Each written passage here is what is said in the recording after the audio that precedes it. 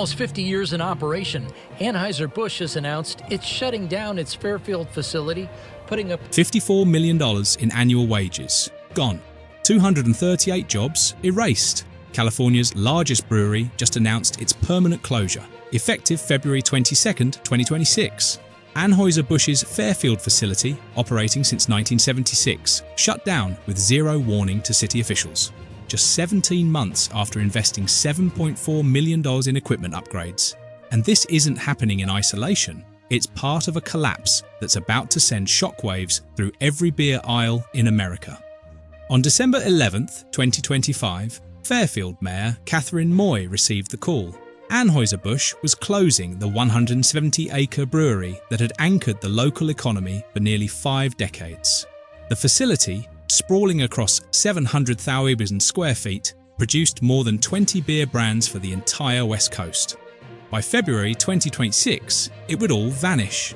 The city's projected losses, $1.2 million in water revenue, up to $559,000 in property taxes, and, according to workforce analysts, an additional 306 indirect jobs beyond the 238 direct positions, bringing total employment devastation to 544 jobs lost.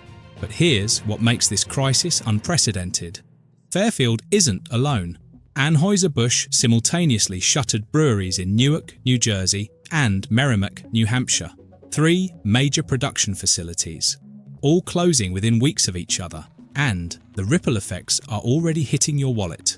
Industry analysts project beer prices will surge 3% to 8% in 2026. The question isn't if you'll pay more, it's how much. The announcement landed without precedent. No advance warning, no consultation with city leadership. Just a stark notification delivered to Fairfield officials on December 11th that one of the city's largest employers would cease operations between February 9th and 22nd, 2026. Mayor Catherine Moy described the news as hitting us from out of nowhere, and in a pointed statement cited California's hostile business environment as a contributing factor to the decision. The Fairfield Brewery represents far more than a beer production facility. According to city economic impact assessments, the closure triggers cascading financial devastation. The city faces immediate revenue losses, $1.2 million annually from water utility payments, as the brewery consumed over 1,500 acre-feet of water yearly, enough to supply thousands of residential homes. Property tax revenues will drop by an estimated $559,000 annually, depending on how quickly the 170-acre site attracts new tenants. City manager David Gassaway warned that specialized industrial sites of this scale often struggle to find buyers, risking prolonged vacancy and neighborhood blight. But the real shock extends beyond municipal budgets. According to analysis from Solano County's Workforce Development Board, the total employment impact reaches 544 jobs, not just the 238 direct brewery positions. An additional 306 indirect jobs tied to the facility's operations face elimination. These include local suppliers, transportation contractors, maintenance services, and the restaurants and retailers that depended on brewery workers' daily spending. The economic ripple doesn't stop at lost paychecks. The Fairfield Brewery generated approximately $54 million in direct annual wages, translating to an average of $227,000 per worker when accounting for total compensation packages. The timing amplified the devastation. The announcement came just 2 weeks before Christmas, giving workers barely 2 months to decide their futures. Anheuser-Busch offered relocation opportunities to its Los Angeles Van Nuys brewery, located over 400 miles south, or severance packages for those unable or unwilling to uproot their families in one of America's most expensive housing markets. What made the closure particularly bewildering, the company had invested heavily in the facility's future. Less than 18 months earlier, Anheuser-Busch poured millions into modernizing production equipment. And that's just the beginning of this story. The scale of the Fairfield operation defies easy comprehension. Spanning 170 acres along Interstate 80, The facility encompassed 700,000 square feet of brewing and packaging infrastructure. Since opening in 1976, it had evolved into one of the 6 Anheuser-Busch breweries worldwide, offering public tours, hosting more than 40,000 visitors annually who came to witness the brewing process firsthand. The production capacity matched the physical footprint. According to Anheuser-Busch operational data, up to 85 trucks departed the facility daily, loaded with Budweiser, Stella Artois, Michelob Ultra, and more than 20 other brand varieties. Another 60 rail cars shipped out weekly. The brewery's distribution network supplied the entire West Coast, from Northern California through the Pacific Northwest to Alaska and Hawaii, with some products reaching as far as South American markets. Environmental leadership distinguished Fairfield among industrial facilities. In 2013, the brewery earned the prestigious Green Plant of the Year award, recognized for recycling 99% of its waste stream and reducing water consumption by nearly half compared to earlier operational periods. The facility's spent grain didn't end up in landfills. It fed local cattle, creating an agricultural partnership that benefited regional farmers while closing sustainability loops. The brewery's connection to Fairfield ran deeper than economics. Annual community events featured the iconic Budweiser Clydesdales, cementing the facility's identity as a civic landmark rather than merely an industrial site. The choice of Lake Berryessa water over local Delta sources demonstrated Anheuser-Busch's commitment to product quality from the facility's inception in 1976. Recent investments had reinforced confidence in the brewery's longevity. In July 2024, Anheuser-Busch announced a $7 million upgrade to brewing and packaging equipment at the Fairfield facility, signaling continued operational commitment. Company statements at the time emphasized the investment's role in supporting the local economy and enhancing production efficiency. Now, all of it sits idle. The 700,000 square foot complex, the award-winning recycling systems, the daily truck fleet, silent. The public tours ended. The Clydesdales relocated. What took nearly 5 decades to build as an industrial and community anchor vanished in a single corporate decision.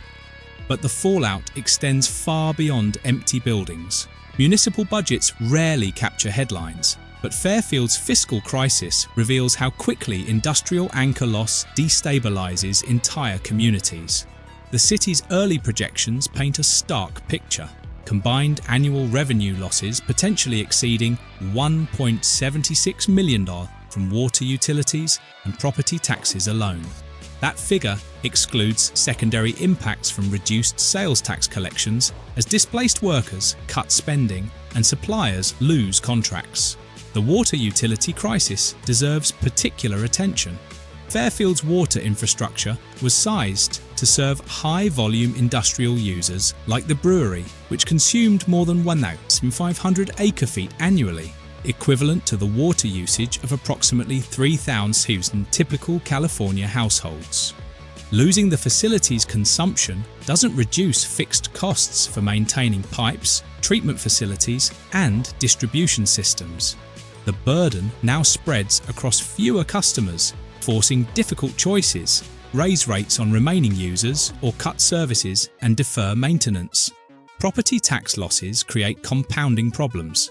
The 170-acre brewery site contributed $559,000 annually in assessments. But as city manager David Gassaway warned, specialized industrial facilities often languish vacant for years. Real estate listing firm Cushman & Wakefield received the property, but early market response reveals limited buyer interest. Only 2 potential purchaser groups have initiated preliminary discussions, according to city economic development officials. The brewery's specialized equipment, Beechwood aging cellars, high-capacity fermentation tanks, dedicated packaging lines, resists easy conversion to alternative industrial uses. Beyond direct city revenues, the broader Solano County economy absorbs staggering losses. The $54 million in annual direct wages that previously circulated through local businesses, grocery stores, restaurants, gas stations, medical providers, largely disappears. According to Regional Economic Multiplier Analysis from the Workforce Development Board, each brewery job supported 1.3 additional positions in the surrounding economy through spending and supply relationships. That's the mathematical foundation for the 306 indirect job losses beyond the 238 brewery positions. Public services face immediate pressure. Fairfield's planning department must now address potential blight concerns for a massive vacant property visible from Interstate 80. Economic development teams redirect resources toward tenant recruitment instead of business retention, and workforce support programs scramble to assist hundreds of displaced workers in a regional job market already strained by other major closures. The financial hemorrhaging has only begun. On December 12, 2025, Anheuser-Busch filed warn notices with California's Employment Development Department, officially notifying 238 workers their positions would terminate between February 9th and 22nd, 2026. The mandated 60-day notice period meant families received this life-altering news just weeks before the holidays. The company's offer: relocate over 400 miles south to the Van Nuys Brewery in Los Angeles, or accept severance packages with undisclosed terms. For workers who had built careers and lives in Solano County, many spanning decades at the facility, the choice carried brutal implications. Moving to Southern California means navigating one of America's most expensive housing markets while uprooting children from schools, severing community ties, and leaving behind family support networks. For those unable or unwilling to relocate, the severance option provides temporary financial buffer but uncertain futures. According to statements from Anheuser-Busch Corporate Communications, for employees that choose not to accept the offer to transfer, we will provide severance packages and other resources. The company declined to specify severance amounts or duration. Solano County's rapid response workforce team mobilized quickly. Officials scheduled support meetings for the second week of January 2026, coordinating unemployment benefits information, retraining program enrollment, and mental health resources. A dedicated career fair was set for January 29, 2026, bringing together regional employers seeking skilled manufacturing workers. Yet the timing compounds difficulties. Other major regional employers are simultaneously shedding jobs. The Valero refinery in neighboring Benicia announced closure plans for April 2026, eliminating 400 additional positions. Multiple corporations, including Copart and MV Transportation, relocated headquarters from the region to Texas in recent years, citing California's business costs. The local job market that brewery workers enter is already absorbing waves of displaced workers from previous industrial contractions. And the factors driving this crisis extend far beyond one brewery's decision. The Fairfield closure isn't an isolated corporate decision, it's the visible symptom of an industry in freefall. According to the Brewers Association's 2025 Year in Beer report released December 15, 2025, the United States saw 434 breweries close their doors throughout the year. Only 268 new breweries opened. That net loss of 166 breweries marks the first time in nearly 2 decades that closures outpaced openings. California absorbed particularly severe damage. The state lost 48 breweries while opening just 26 new facilities, a net decline of 22 breweries in a single year. By year's end, California's total brewery count had contracted significantly, despite being the nation's largest beer market by population. National production volumes tell an even grimmer story. The Beer Institute's October 2025 taxable removals data showed domestic brewers shipped 11 million barrels, down 3.8% from October 2024. The Brewers Association's mid-year 2025 survey estimated craft beer volume declining 5%, the steepest downturn outside pandemic disruptions. Overall, US beer production has plummeted from 192 million barrels in 2015 to just 158 million barrels in 2024, a 17.7% collapse over 9 years even as the country's population grew. Anheuser-Busch's simultaneous triple closure strategy reflects this harsh reality. Beyond Fairfield, the company shuttered its Newark, New Jersey facility and its Merrimack, New Hampshire brewery, all closing within the same February 2026 timeframe. The corporation also sold its Fort Collins, Colorado production facility as part of a comprehensive manufacturing network consolidation. Financial pressures compound operational decisions.